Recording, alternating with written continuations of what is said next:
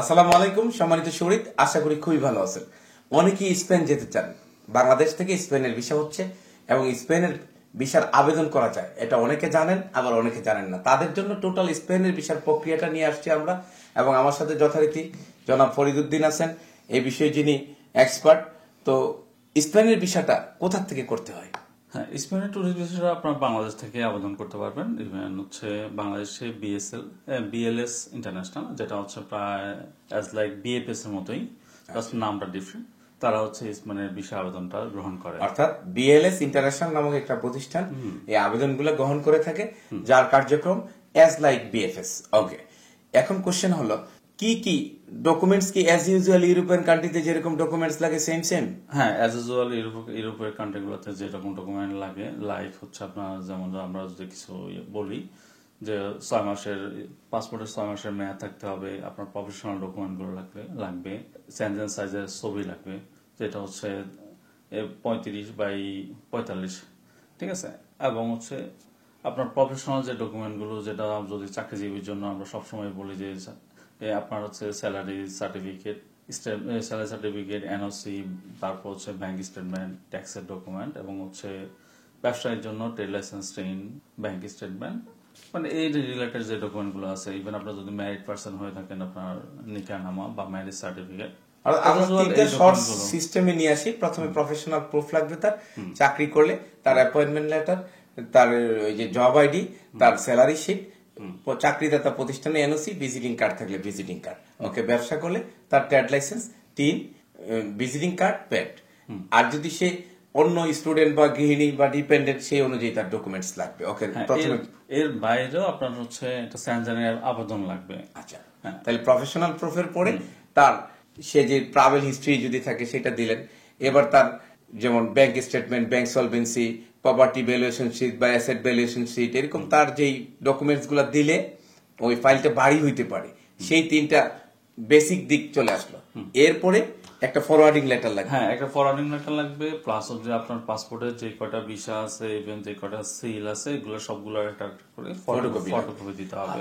তার মানে ফরওয়ার্ডিং লেটারে আপনি কেন যাচ্ছেন, টোটাল পারপাস খুব সুন্দরভাবে অল্প কথায় 1 পেজ বা সর্বোচ্চ 2 পেজে গুছিয়ে লিখে দিতে হবে, এবং এইটা পড়ে তারপরে সে ডকুমেন্টস দেখে ডিসিশনে পৌঁছবে।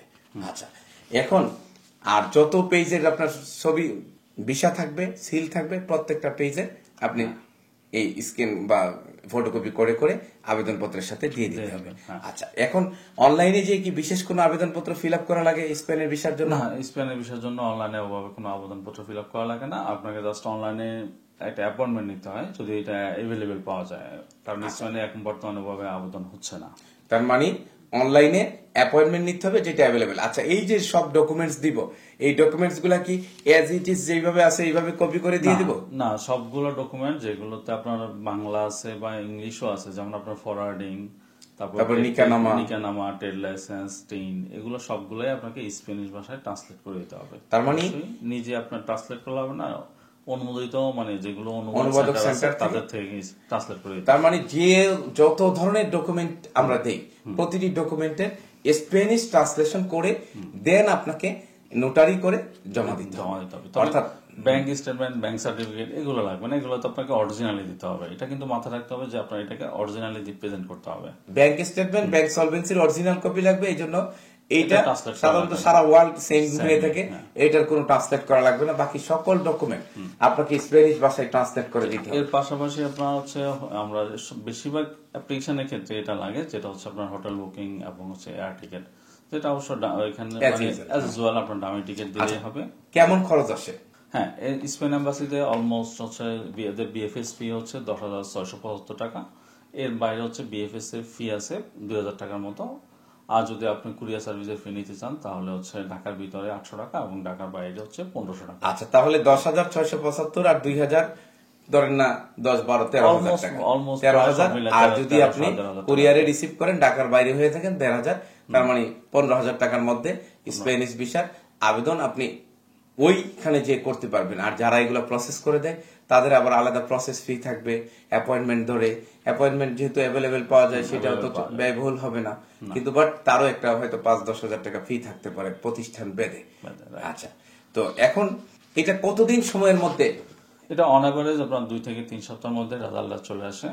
3 সপ্তাহের মধ্যে রেজাল্টটা চলে চলে আসে, আসে। চলে আসে। এখানে একটু কথা আছে যে এই সময় কি পাসপোর্টটা তার জমা থাকবে না পাসপোর্টটা তার হাতে থাকবে? না, পাসপোর্টটা আপনার ডকুমেন্টের সাথে পাসপোর্টটা জমা দিতে হবে, তারা রিসিপ্ট দিয়ে দিবে এবং রিসিপ্ট দিয়ে নির্দিষ্ট সময়ে SMS পাবেন, বা যদি অনেক সময় SMS না আসলে কল আসবে, আসলে আপনি তখন যা রিসিভ করে নিয়ে আসতে পারবেন। যেহেতু এই বিষয়গুলো স্টিকার বিষয় ইউরোপের, আপনাকে বই জমা দিতে হবে এবং হোপফুলি ইনশাআল্লাহ 3 সপ্তাহের মধ্যে এটার সলিউশন Solution হয়ে চলে যাবে। আসবে। তো এই বিষয়ে আর বিশেষ কোনো তথ্য আছে যেটা দর্শককে জানানো প্রয়োজন বলে মনে করছেন? হ্যাঁ, এখানে হচ্ছে একটা জিনিস হচ্ছে আপনার ট্যুরিস্ট বিষয়গুলো লেস দেন 90 ডেজ। তবে 90 ডেজ হলো যে আপনাদের 90 ডেজ জন্য স্টার্টিং এ 90 ডেজ জন্য অ্যাপ্লাই করবেন, এটা কিন্তু ঠিক হবে না।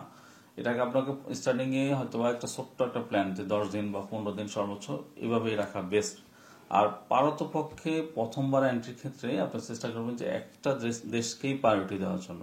একটা দেশকে প্রায়োরিটি দিলে সুবিধা হচ্ছে কি, মনে করেন যে আপনি 10 দিন স্পেনে থাকবেন, তাহলে এতে আপনার সুবিধা হবে, আপনার শুধু স্পেনের হোটেল বুকিং দিলে হবে, স্পেন থেকেই আবার হচ্ছে চলে আসবেন, এয়ার টিকিট গুলো দিলেই হবে। কারণ ইউরোপের বেশিরভাগ ক্ষেত্রে ইয়ে করতে গেলে আপনাকে পেমেন্ট করতে হয়, মানে যে এই হোটেল বুকিং গুলো দিলে একদম ফ্রি খুব কমই পাওয়া যায়।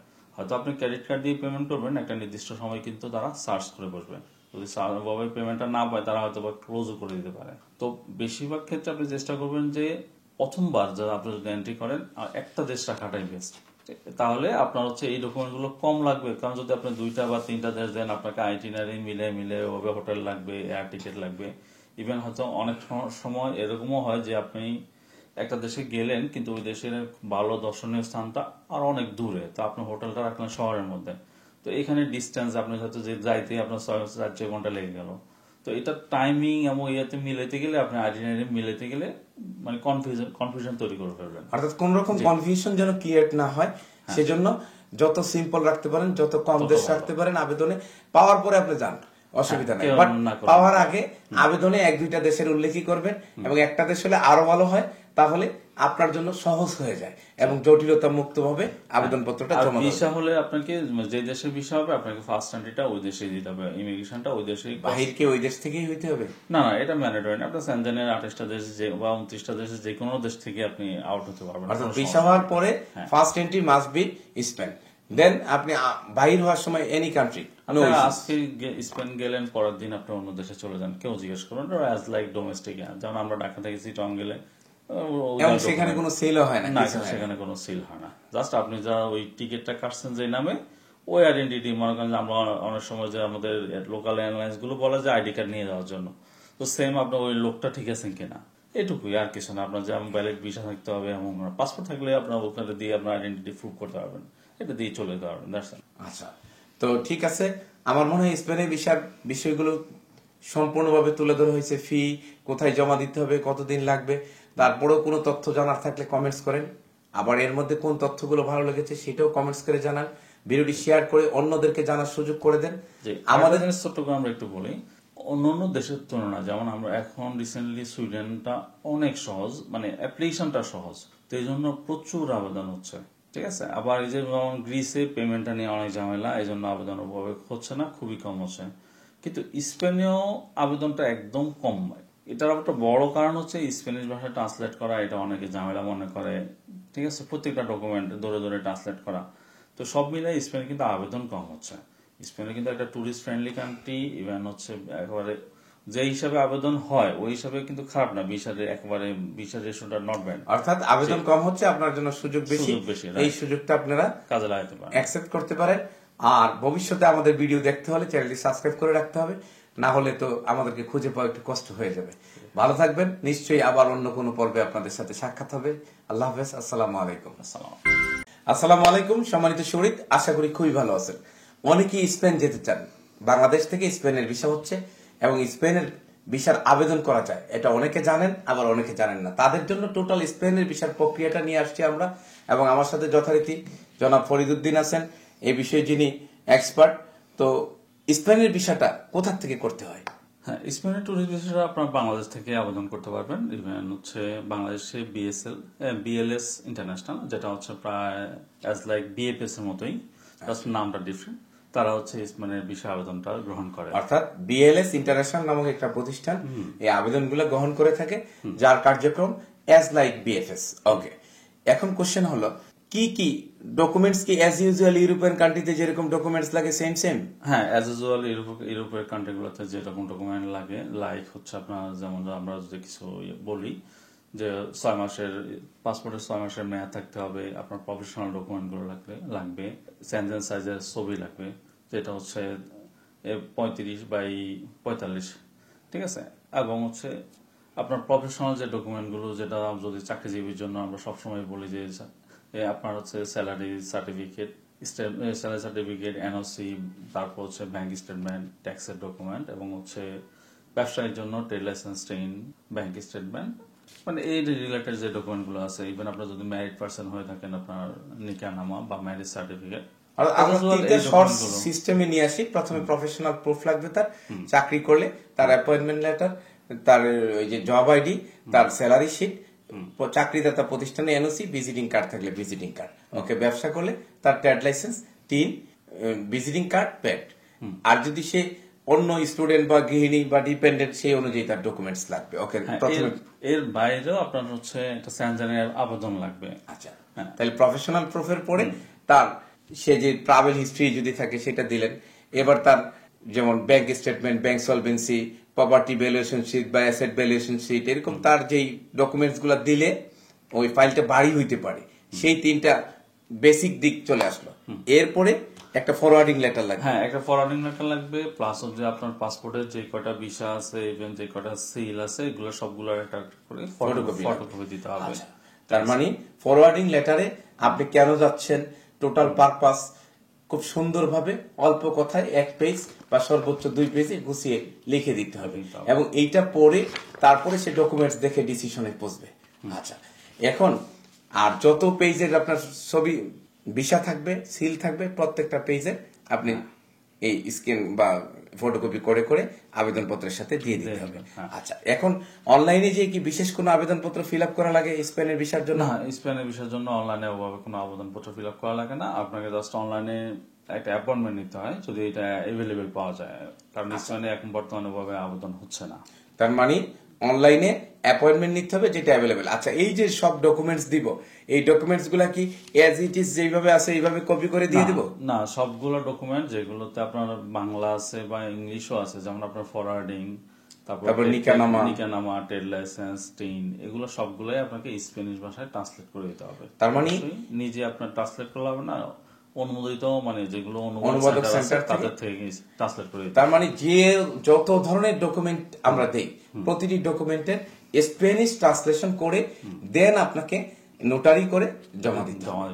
অর্থাৎ ব্যাংক স্টেটমেন্ট, ব্যাংক সার্টিফিকেট এগুলো লাগবে না, এগুলো তো আপনাকে অরিজিনালি দিতে হবে। এটা কিন্তু মাথায় রাখতে হবে যে আপনার এটাকে অরিজিনালি প্রেজেন্ট করতে হবে। ব্যাংক স্টেটমেন্ট, ব্যাংক সলভেন্সির অরিজিনাল কপি লাগবে, এই জন্য এইটা সাধারণত সারা ওয়ার্ল্ড সেম হয়ে থাকে, এটার কোনো ট্রান্সলেট করা লাগবে না। বাকি সকল ডকুমেন্ট আপনাকে স্প্যানিশ ভাষায় ট্রান্সলেট করে দিতে হবে। এর পাশাপাশি আপনার হচ্ছে আমরা বেশিরভাগ অ্যাপ্লিকেশনের ক্ষেত্রে এটা লাগে, যেটা হচ্ছে আপনার হোটেল বুকিং এবং হচ্ছে এয়ার টিকেট, যেটা অবশ্য এখানে অ্যাজ ইউজুয়াল আপনার দামি টিকেট দিলেই হবে।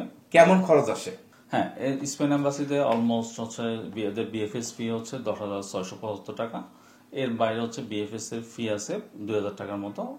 আর যদি আপনি কুরিয়ার সার্ভিসের ফি নিতে চান তাহলে হচ্ছে ঢাকার ভিতরে 800 টাকা এবং ঢাকার বাইরে হচ্ছে 1500 টাকা। আচ্ছা, তাহলে 10,675 আর 2,000 ধরেন না, 10, 12, 13,000 টাকা, 13,000। আর যদি আপনি কুরিয়ারে রিসিভ করেন ঢাকার বাইরে হয়ে থাকেন 1,500, তার মানে 15,000 টাকার মধ্যে স্প্যানিশ ভিসার আবেদন আপনি ওইখানে যে করতে পারবেন। আর যারা এগুলো প্রসেস করে দেয় তাদের আবার আলাদা প্রসেস ফি থাকবে, অ্যাপয়েন্টমেন্ট ধরে। অ্যাপয়েন্টমেন্ট যেহেতু অ্যাভেলেবেল পাওয়া যায় সেটাও তো ব্যয়বহুল হবে না, কিন্তু বাট তারও একটা হয়তো 5-10 হাজার টাকা ফি থাকতে পারে প্রতিষ্ঠান বেঁধে। আচ্ছা, তো এখন এটা কতদিন সময়ের মধ্যে? এটা অন এভারেজ আপনার 2 থেকে 3 সপ্তাহের মধ্যে রেজাল্টটা চলে আসে। 3 সপ্তাহের মধ্যে রেজাল্টটা চলে আসে। এখানে একটু কথা আছে যে এই সময় কি পাসপোর্টটা তার জমা থাকবে না পাসপোর্টটা তার হাতে থাকবে? না, পাসপোর্টটা আপনার ডকুমেন্টের সাথে পাসপোর্টটা জমা দিতে হবে। তারা রিসিপ্ট দিয়ে দিবে এবং রিসিপ্ট দিয়ে নির্দিষ্ট সময়ে এসএমএস পাবে, বা যদি অনেক সময় এসএমএস না আসলে কল আসবে, আসলে আপনি তখন যা রিসিভ করে নিয়ে আসতে পারবেন। যেহেতু এই বিষয়গুলো স্টিকার বিষয় ইউরোপের, আপনাকে বই জমা দিতে হবে এবং হোপফুলি ইনশাআল্লাহ 3 সপ্তাহের মধ্যে এটার সলিউশন Solution চলে হয়ে যাবে। আসবে। তো এই বিষয়ে আর বিশেষ কোনো তথ্য আছে যেটা দর্শককে জানানো প্রয়োজন বলে মনে করছেন? হ্যাঁ, এখানে হচ্ছে একটা জিনিস হচ্ছে আপনার ট্যুরিস্ট ভিসাগুলো লেস দ্যান 90 ডেজ। তবে 90 ডেজ হলো যে আপনাদের 90 ডেজ জন্য স্টার্টিং এ 90 ডেজ জন্য অ্যাপ্লাই করবেন, এটা কিন্তু ঠিক হবে না। এটাকে আপনাকে স্টার্টিং এ হয়তো বা একটা ছোট্ট একটা প্ল্যান, যে 10 দিন বা 15 দিন সর্বোচ্চ এভাবেই রাখা বেস্ট। আর পারতপক্ষে প্রথমবার এন্ট্রির ক্ষেত্রে আপনি চেষ্টা করবেন যে একটা দেশকেই প্রায়োরিটি দেওয়ার জন্য। একটা দেশকে প্রায়োরিটি দিলে সুবিধা হচ্ছে কি, মনে করেন যে আপনি 10 দিন স্পেনেই থাকবেন, তাহলে এতে আপনার সুবিধা হবে, আপনার শুধু স্পেনের হোটেল বুকিং দিলে হবে, স্পেন থেকেই আবার হচ্ছে চলে আসবেন, এয়ার টিকিট গুলো দিলেই হবে। কারণ ইউরোপের বেশিরভাগ ক্ষেত্রে ইয়ে করতে গেলে আপনাকে পেমেন্ট করতে হয়, মানে যে এই হোটেল বুকিং গুলো দিলে একদম ফ্রি খুব কমই পাওয়া যায়। হয়তো আপনি ক্রেডিট কার্ড দিয়ে পেমেন্ট করবেন, একটা নির্দিষ্ট সময় কিন্তু তারা সার্চ করে বসবে, যদি ভাবে পেমেন্টটা না পায় তারা হয়তো বা ক্লোজও করে দিতে পারে। তো বেশিরভাগ ক্ষেত্রে আপনি চেষ্টা করবেন যে প্রথমবার যারা আপনি যদি এন্ট্রি করেন আর একটা দেশ রাখাটাই বেস্ট। তাহলে আপনার হচ্ছে এই ডকুমেন্ট গুলো কম লাগবে। কারণ যদি আপনি 2টা বা 3টা দেশ দেন, আপনাকে আইটিনারি মিলে ওভাবে হোটেল লাগবে, এয়ার টিকিট লাগবে। ইভেন হয়তো অনেক সময় এরকমও হয় যে আপনি একটা দেশে গেলেন কিন্তু ওই দেশের ভালো দর্শনীয় স্থানটা আর অনেক দূরে, তো আপনি হোটেলটা রাখলেন শহরের মধ্যে। তো এখানে ডিস্টেন্স আপনি হয়তো যে যাইতে আপনার 6-4 ঘন্টা লেগে গেল।